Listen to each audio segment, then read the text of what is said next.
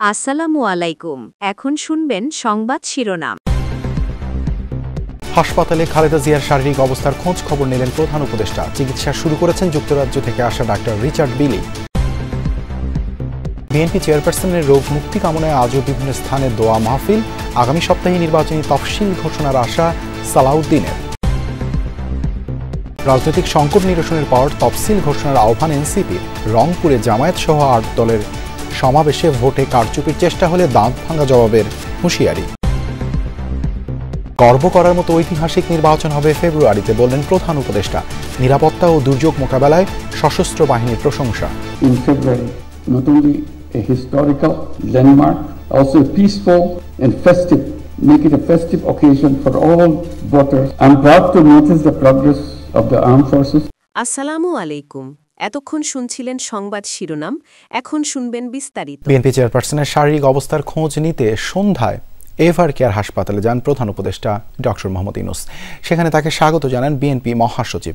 Medical বোর্ডের চিকিৎসকদের সাথে নিয়ে সরাসরি খালেদা জিয়ার কাছে যান ডক্টর ইউনূস। এদিনও এভার কেয়ারের সামনে ছিল নেতাকর্মীদের ভিড়, তবে এখনও খালেদা জিয়ার শারীরিক অবস্থা অপরিবর্তিত রয়েছে।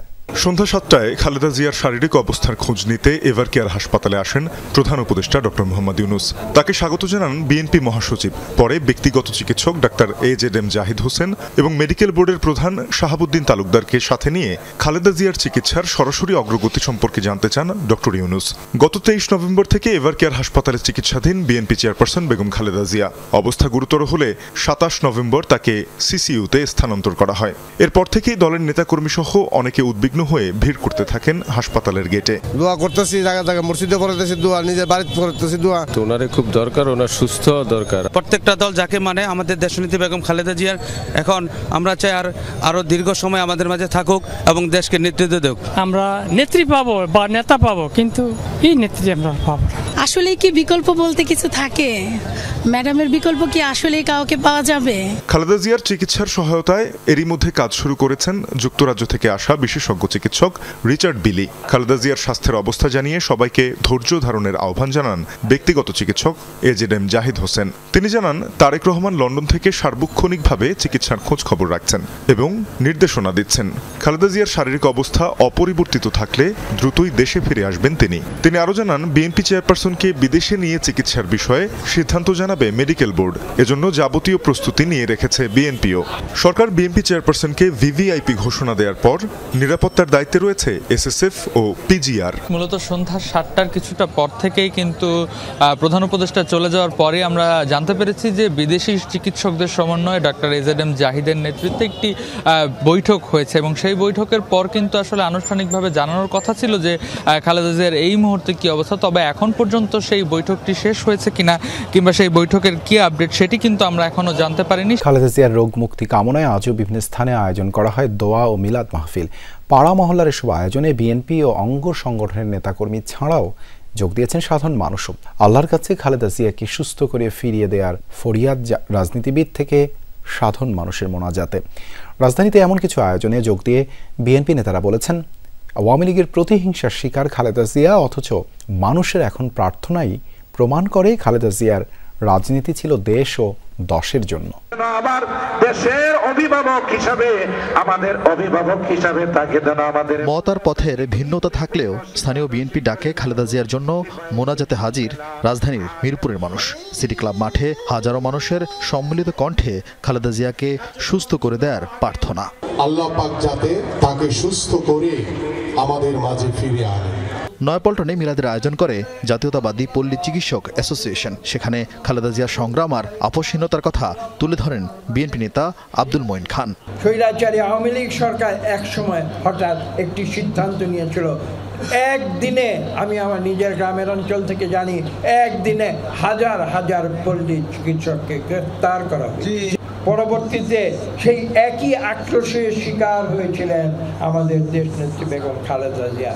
খালেদা জিয়ার সুস্থতায় দোয়া মাহফিলের আয়োজন করে কৃষক দলও। সেখানে রিজভী আহমেদ বলেন, খালেদা জিয়ার রাজনীতি মানুষের জন্য হওয়ায় তার অসুস্থতায় উদ্বিগ্ন গোটা দেশ। আজকে সুশীল সমাজ, আজকে সাধারণ ছাত্র, সাধারণ যুবক, আজকে বিভিন্ন বাহিনীর সদস্যরা, পুরুষ নির্বিশেষে নির্বিশেষে প্রত্যেকে আল্লাহর কাছে হাত তুলেছে এদেশের একজন মহান নেত্রী, আল্লাহ তাকে যেন সুস্থতা দান। এছাড়া স্বেচ্ছাসেবক দলও রাজধানীর পীরজঙ্গি এতিমখানায় খতমে কোরআন ও মিলাদের আয়োজন করে। এদিকে সচিবালয়ে সাবেক প্রধানমন্ত্রী খালেদা জিয়ার রোগ মুক্তি কামনায় দোয়া মাহফিল অনুষ্ঠিত হয়েছে। বিএনপির স্থায়ী কমিটির সদস্য সালাউদ্দিন আহমদ বলেছেন, আওয়ামী লীগ সরকার তাকে হত্যার জন্যই গুম করেছিল। বিএনপি ক্ষমতায় এলে সব গুম খুনের বিচার হবে। কক্সবাজারের নিজ এলাকায় দ্বিতীয় দিনের গণসংযোগ ও পথসভায় এসব কথা বলেন তিনি। খালেদা জিয়া অসুস্থ, তাছাড়া দেশে চলমান রাজনৈতিক সংকটও আছে। রাজনীতিতে স্থিতিশীলতা আসার পরই তফসিল ঘোষণার দাবি জানিয়েছে এনসিপি। বিকেলে রাজধানীর আগারগাঁওয়ে নির্বাচন ভবনে সিইসির সাথে সাক্ষাৎ শেষে এই কথা বলেন এনসিপির আহ্বায়ক নাহিদ ইসলাম ও মুখ্য সমন্বয়ক নাসিরউদ্দিন পাটোয়ারি। শাপলাকলি প্রতীকে ইসির নিবন্ধন সার্টিফিকেট গ্রহণ করেছে এনসিপি। এ সময় ইসির সাথে সংস্কার প্রস্তাবনা নিয়ে আলোচনা করা হয়। আদালতকে ব্যবহার করে এখন এই সংস্কার প্রস্তাবনা বাতিলের চেষ্টা করা হচ্ছে বলেও অভিযোগ করেন তিনি। বলেন, হলফনামায় প্রার্থীর তথ্য সঠিকভাবে যাচাই বাছাই করার জন্য ইসিকে বলা হয়েছে। অর্থ ব্যয়ের বিষয়ে ইসিকে কঠোর অবস্থান নেয়ার আহ্বান জানানো হয়। এছাড়া যারা নির্বাচনে কালো টাকা ছড়াবে তাদের বিরুদ্ধেও ব্যবস্থা নিতে হবে। গণভোটের প্রশ্ন সম্পর্কে নাহিদ ইসলাম বলেন, এ বিষয়ে সঠিকভাবে প্রচার চালাতে হবে, অন্যথায় জনগণের কাছে তথ্য পৌঁছাবে না। ভোটের সময় অপতথ্য রোধে ইসিকে বিশেষ ব্যবস্থা নেওয়ার আহ্বান জানান নাহিদ ইসলাম। আমাদের তফসিল নিয়ে কথাবার্তা হয়েছে। তফসিলে আমরা বলেছিলাম যে রাজনৈতিক স্থিতিশীলতা যদি আপনি জায়গা যখন আসবে তখন যদি তফসিলটা দেওয়া হয় তখন কাজটা অনেক ইজি হবে। তাহলে আপনি একবার তফসিল দিলেন, আমাদের যে গণতন্ত্রের যিনি আপোষের নেত্রী উনি খালেদা জিয়া উনি হলো অসুস্থ রয়েছেন। সো ফলত আমাদের এখানে বাংলাদেশের পলিটিক্যাল যে এরিনা রয়েছে সেটা হলো একটা সংকটময় পরিস্থিতি রয়েছে। আমরা বলতেছি সংকটগুলো উত্তরণ করে একটা সুন্দরভাবে তফসিল দিয়ে সবাইকে অনবোর্ড করে ভোটিং প্রসেসে যাওয়ার জন্য। বিচার ও সংস্কার দৃশ্যমান না করেই একটি দল ক্ষমতায় যেতে পাগল হয়ে গেছে। রংপুরে জামায়াত সহ সমমনা ইসলামী ৮ দলের বিভাগীয় সমাবেশে এমনটাই বলেছেন ইসলামী আন্দোলনের আমির সৈয়দ মোহাম্মদ রিজাউল করিম। সমাবেশে জামায়াতের নায়েবে আমির বলেন, গণভোট হওয়া জাতির জন্য ভালো লক্ষণ। জাতীয় নির্বাচনের আগেই গণভোট সহ 5 দফা দাবিতে রংপুর কালেক্টরেট ঈদগাহ মাঠে জামায়াত সহ সমমনা ইসলামী 8 দলের বিভাগীয় সমাবেশে অংশ নেন দলগুলোর কেন্দ্রীয় নেতারা। বলেন, দাবি আদায় না হলে জুলাই আন্দোলনের আকাঙ্ক্ষা অর্জন হবে না।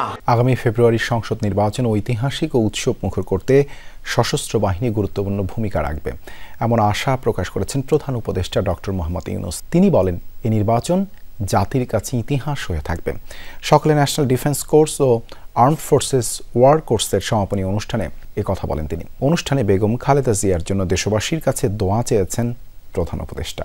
ন্যাশনাল ডিফেন্স কোর্স এবং আর্মড ফোর্সেস ওয়ার কোর্স 2025-এর কোর্স সমাপনী অনুষ্ঠান defence services command and staff college কমপ্লেক্সের এই অনুষ্ঠানে যোগ দেন প্রধান উপদেষ্টা ডক্টর মোহাম্মদ ইউনূস।